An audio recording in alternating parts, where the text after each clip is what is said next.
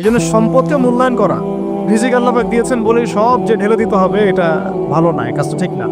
আল্লাহ পাক আজকে আপনাকে হয়তো 1 কোটি টাকা দিয়েছেন, কালকে আল্লাহ না করুক 1000 টাকার জন্য মানুষের কাছে হাত পাততে বাধ্য করতে পারেন আল্লাহ পাক। এমনও কিন্তু দিন আসতে পারে, দিন সবার সবসময় সমান থাকে না।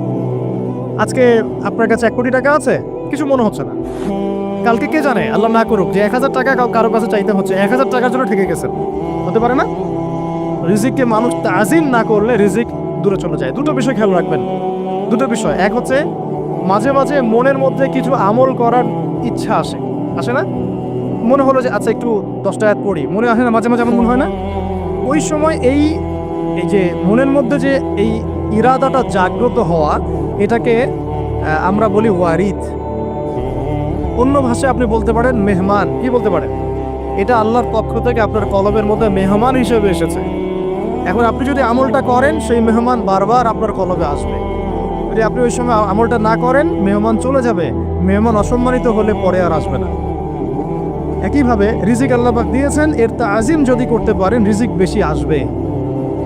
রিজিকের তাজিম সম্মান করতে না বললে রিজিক আসবে না, বেশি কমে যাবে। উসমান রাদিয়াল্লাহু আনহু সবচেয়ে ধনী ছিলেন না? কেন জানেন? কেন? এটা কি জানেন কেন ধনী ছিলেন? একে তো তিনি প্রচুর দান সদকা করতেন, এটা তো আপনারা জানেনই। আরেকটা জিনিস অনেকে জানে না, তিনি উটের পিঠে বসেছিলেন, কিছু একটা খাচ্ছিলেন, এই 2-1টা দানা পড়ে গেছে নিচে। উটের পিঠ থেকে নেমেছেন, নেমে সেই দানা উঠিয়েছেন, পরিষ্কার করেছেন, ধুয়েছেন, আবার খেয়েছেন। তার এই 2-4টা দানার কোনো কিন্তু মানে পরোয়া না করলেও চলে, তার প্রচুর অর্থ সম্পদ আছে। এত অর্থ সম্পদ যে তাবুক যুদ্ধের দিন 30,000 সেনাবাহিনীর দায়িত্ব নিয়েছেন। 30,000 সেনাবাহিনীর দায়িত্ব নিয়েছেন। সেনাবাহিনী যাবে, থাকবে, খাবে, তাবু টাঙাবে, সব দায়িত্ব তার। 30,000 সেনাবাহিনীর দায়িত্ব নেওয়া কি চারটাখানি কথা? তো এই সাহাবী এই কয়েকটা খাবারের দানা উঠিয়ে খেলেন। নবী সাল্লাল্লাহু আলাইহি ওয়াসাল্লাম বলেছিলেন যে তোমাকে আল্লাহ পাক রিজিক বাড়িয়ে দিবেন না কেন? তুমি রিজিকের যে তাজিম বা যে সম্মান তুমি করো, এর বদৌলতে আল্লাহ পাক তোমাকে বেহিসাব রিজিক দিবেন। দুইটা বিষয় খেয়াল রাখবো। আমলের মেহমান হৃদয়ের মধ্যে আসলে তাকে ফিরাই না দেওয়া, তাহলে সেই মেহমান কিন্তু আর আসবে না। মেহমানকে মূল্যায়ন করলে মেহমান বারবার আসবে। আর রিজিকের তাজিম না করলে রিজিক কিন্তু আপনার ঘরে বেশি বেশি আসবে না। এমনি তো হারামের যুগ, এমনি সুদের যুগ, এমনি ঘুষের যুগ। অলমোস্ট এভরি ফ্যামিলি সুদখোর এখন, অলমোস্ট এভরি ফ্যামিলি। মেয়েরা স্পেশালি যারা শাশুড়ি টাইপের, আপনারা মাইন্ড করেন না, তাদের সাইকোলজি যে এতই নিচে নেমে গেছে এখন যে আমার মেয়ে জাহান্নামে যায় যাক, হ্যাঁ আমার মেয়ে জাহান্নামে যায় যাক, সমস্যা নাই, দুনিয়াতে সে যেন ভালো থাকে। এটা কেন বললাম? একটা সুদখোরের ঘরে তুলে দিতে সে দ্বিধাবোধ করতেছে না, একটা দুর্নীতিবাজের ঘরে তুলে দিতে দ্বিধাবোধ করতেছে না, একটা ঘুষখোরের ঘরে তুলতে দ্বিধাবোধ করতেছে না, একটা মানে কি বলবো মাদক সেবী, ড্রাগ অ্যাডিক্টেড বা এই যে আর কি বলবো ফাসেক জালেম, এই ধরনের ঘরে উঠাই দিতেও সে দ্বিধাবোধ করছে না। 5তলা বাড়ি চাই আমার মেয়ে 5তলা বাড়িতে গিয়ে সুখে থাকবে। এই যে সুখের ডেফিনেশন এখানে দিয়েছেন আপনারা। এই জন্য কত হাজার হাজার মেয়ের জীবন নষ্ট করে দিয়েছেন আপনারা। আমার কথা মাইন্ড করে না, হাজার হাজার মেয়ের জীবন মায়েরা নষ্ট করে দিয়েছে শুধুমাত্র মেয়েদের দুনিয়াবি সুখ এর সংজ্ঞাটা বুঝতে ভুল করার কারণে। এর নাম যদি সুখী হইতো, তাহলে অমুসলিমরা সুখী না কেন? পশ্চিমারা সুখী না কেন? ওরা আত্মহত্যা করে কেন? এভাবে মেয়েদের জীবন নষ্ট করেছেন। অথচ অল্প যদি হালাল রিজিকও হতো, আল্লাহ পাক তাকে বরকত দিতেন, সুখে থাকতো। আল্লাহ পাক আপনাদেরকে রিজিকের মূল্য বোঝা, তাজিম করার তৌফিক দান করেন, আমিন। অনেক ভিতরে ভিতরে চলে যাচ্ছে আমি, সময় আমাদের হাতে আরো শর্ট হয়ে আসতেছে। তো এখানে একটা কথা বলে দিব যে রিজিকের প্রসঙ্গ যেহেতু আসছে, যে হালাল খেতে হবে আমাদেরকে, হারামের দ্বারস্থ হওয়া যাবে না। আপনার স্বামী যদি হারাম খায়, আপনি স্বামীকে বুঝান, তাকে ওই চাকরি ছেড়ে দিতে আপনি উৎসাহিত করেন। আমি আপনাদেরকে একটা অনেস্টির সাথে একটা কথা বলি, যত এই যে প্রশাসনে যত ঘুষখোর আছে, ঠিক আছে, যত দুর্নীতিবাজ আছে, যত মাদক সেবী আছে, মাদকের ব্যবসায়ী আছে, যত সুদখোর আছে, এরা সবাই কেন এই খারাপ কাজগুলো করে জানেন? তার স্ত্রীকে ভালো রাখার জন্যে, তার মাকে ভালো রাখার জন্যে, তার সন্তানদেরকে ভালো রাখার জন্য। তাহলে স্ত্রী হিসেবে, সন্তান হিসেবে মেয়ে হিসেবে আপনি বলবেন যে আমাদের এইসব ভালোর দরকার নাই আপু, হে আমার প্রিয় স্বামী আমার এসব ভালোর দরকার নাই, হে আমার ছেলে আমার এসব ভালোর দরকার নাই, তুই হালাল পথে থাক, ওইখানে তুই আমাকে ডাল ভাত খাওয়া, আমি খুশি আছি। এইভাবে আপনারা তাদেরকে মোটিভেট করেন, দেখবেন সমাজে হারাম কমে গেছে ইনশাআল্লাহ।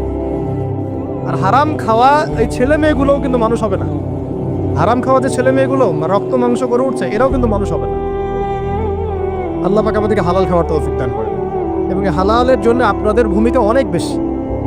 আমরা উত্তরবঙ্গ সহ দেশের বিভিন্ন জায়গায় সফর করে যেটা দেখেছি, যত সুদী এনজিও আছে না, এনজিওগুলোর মধ্যে মহিলাদের নামই বেশি, জানেন, মহিলাদের নাম বেশি সুদী এনজিওতে। তো এই দাওয়াতগুলো আমরা মা বোনদেরকে দিতে চাই যে কোন অবস্থাতে যেন হারাম রিজিকের দিকে আপনারা না ধাবিত হন, এবং রিজিকের তাজিম করেন, পরিবারের মধ্যে হৃদ্যতা ভালোবাসা বজায় রাখেন, একে অপরকে বিশ্বাস সম্মান এবং শ্রদ্ধা করেন। ইনশাআল্লাহ তাআলা আপনাদের পরিবারও সুখী হবে, রিজিকও সুন্দর হবে এবং রিজিকে বরকত হবে ইনশাআল্লাহ। এরপরে আমি আরেকটা পয়েন্ট নোট করেছি, বলে শেষ করে দিচ্ছি যে এটা স্পেশালি আমি আমাদের ওইসব দিনই বোনদেরকে বলতে চাচ্ছি যে বোনেরা এখনো বিয়ে শাদী করেন নাই। সেটা হচ্ছে যে বিয়ে করার আগেই দিনের বেসিক লেখাপড়া শেষ করেন। এত পাগল হওয়ার দরকার নেই। চরিত্র হেফাজত হচ্ছে না, রোজা রাখেন, ঠিক আছে? দিনই পড়াশোনা আগে শেষ না করে বিয়ে করতে যায় না। বহু আলেমা যারা মাদ্রাসা লাইনের ছাত্রী ছিল, তিনি পড়াশোনা শেষ না করে বিয়ের পিড়িতে বসার কারণে কেরিয়ার ধ্বংস হয়ে গেছে। বিয়ে পরে করেন, আগে পড়াশোনাটা, তুলনামূলক পড়াশোনাটাকে শেষ করে নেন। তুলনামূলক পড়াশোনা শেষ করতে 18 থেকে 20 বছর বেশি লাগে না।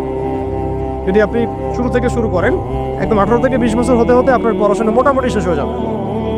আর যে সাবজেক্টগুলো বললাম আমি, ওইগুলোই বেসিক পড়াশোনা।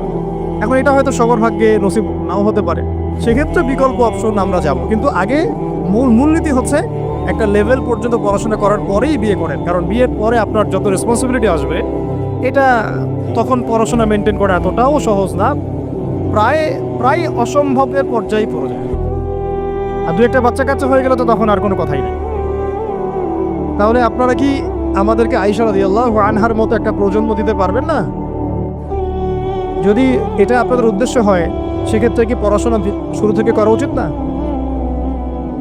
এখন এই সুযোগটা আমাদের সব বন্ধুদের সামনে হয়তো থাকে না, এই জন্য আমরা বললাম যে বিকল্প অপশনগুলোতে আপনারা দিন শেখার চেষ্টা করেন। আর এরপরে যখন বিয়ে করবেন, পড়াশোনা মোটামুটি শেষ হয়েছে, বিয়ে করবেন, এখন 18-20 বছর বয়স হয়ে গেছে, এখন আল্লাহর ওয়াস্তে দুনিয়াবি বিষয়কে সর্বোচ্চ অগ্রাধিকার দিয়েন না। আজীবন পস্তাবেন, এবং একবার পস্তানো শুরু করলে এই পস্তানো আজীবনও শেষ হবে। তখন মেইল করে মেসেজ করে লাভ হবে না, কারণ আপনি বিয়ের আগে দিনকে প্রাধান্য দেন নাই, বরং দুনিয়াকে প্রাধান্য দিয়েছিলেন। আপনি বিয়ের আগে দিনকে প্রাধান্য দেন নাই, বরং দুনিয়াকে প্রাধান্য দিয়েছেন। যখন আপনি সবসময় পরকালকে, আল্লাহকে, তার রাসূলকে প্রাধান্য দিবেন, দিনকে প্রাধান্য দিবেন, দুনিয়া আল্লাহই গুছিয়ে দিবেন। আর যখন আপনি দুনিয়াকে সর্বোচ্চ অগ্রাধিকার দিবেন, দিন আপনার কাছ থেকে দূরে সরে যাবে। দিনের একটা গায়রত আছে, একটা ব্যক্তিত্ব, দিনের একটা স্বতন্ত্র গায়রত আছে, সে সবার কাছে ধরা দেয় না। যে তাকে মূল্যায়ন করে তার কাছেই দিন আসে, যে তাকে মূল্যায়ন করে না তার কাছে দিন আসে না। দিনদার ছেলেকে প্রাধান্য না দিয়ে বিয়ে করতে যায় না, জীবনটা ধ্বংস হয়ে যাবে।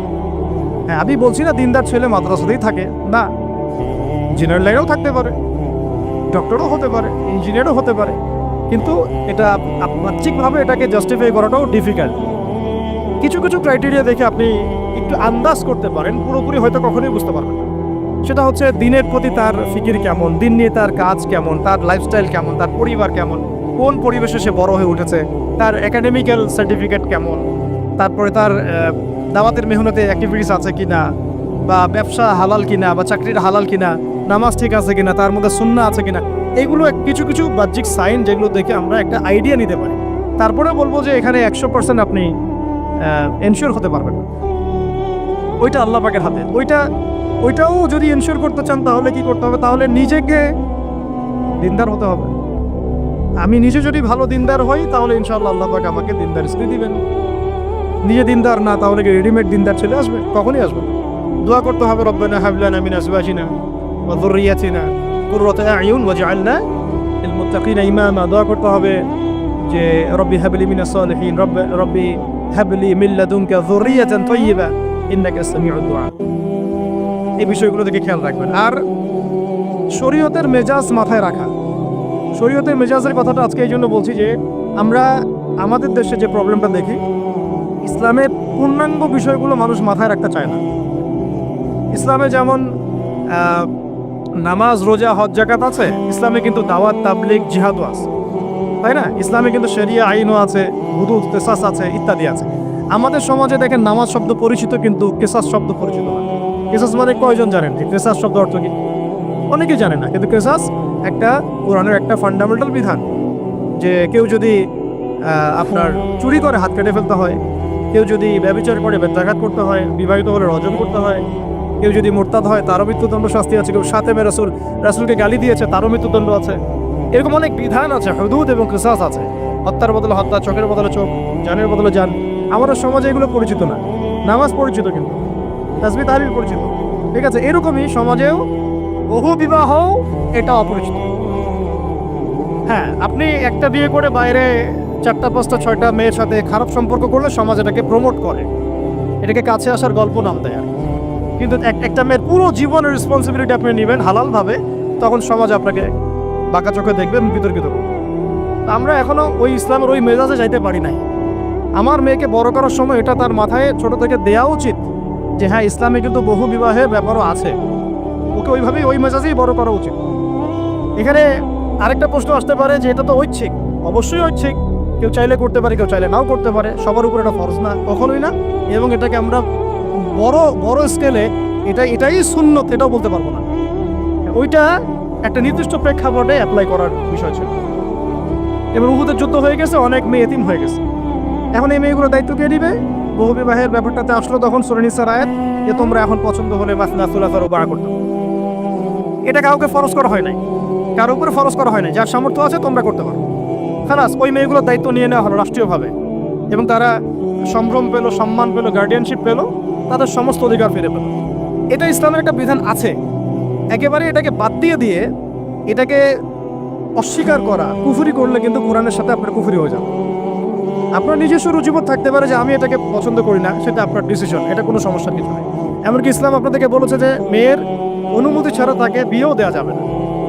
সবার নিজস্ব জায়গা থাকতে পারে, কিন্তু ইসলামের প্রত্যেকটা বিধানকে মাথায় রাখা যে এটা ইসলামের একটা অংশ। না হলে আমরা অনেক সামাজিক সমস্যার সমাধান দিতে পারবো না। বাংলাদেশে এখন 6 লক্ষ মেয়ে আছে যারা ইতিম, অবিবাহিতা, বিধবা, আরও বেশি। আমরা রাষ্ট্রীয়ভাবে তাদের কোনো ব্যবস্থা করতে পারবো না, সম্ভব না। এইখানে মেয়েদেরকে, যেহেতু মেয়েদের মধ্যে আমি কথাগুলো বলছি, এই জন্য আমি এই কথাটা টাচ করলাম যে ইসলামের পূর্ণাঙ্গ বিষয়গুলো আমাদের মাথার মধ্যে রাখা, যে আমাদের যেন এমন কোনো বিষয়কে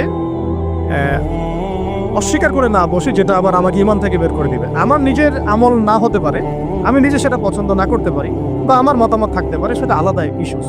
কিন্তু ইসলামের বিধানগুলোকে আমরা কোনোভাবে যেন ডিনাই করতে না যাই, এটা আমাদের মাথায় রাখতে হবে। আর এটা সমাজের কল্যাণের জন্যই আল্লাহ রাব্বুল আলামিনের পক্ষ থেকে একটা এখতিয়ার দেওয়া হয়েছে। আর দুটা বিষয় বলে শেষ করে দিচ্ছি, সেটা হচ্ছে ওই যে ইলমের কথা বলেছিলাম শুরুতে, এর সাথে আমি আমার ব্যক্তিগত জীবন থেকে বলছি।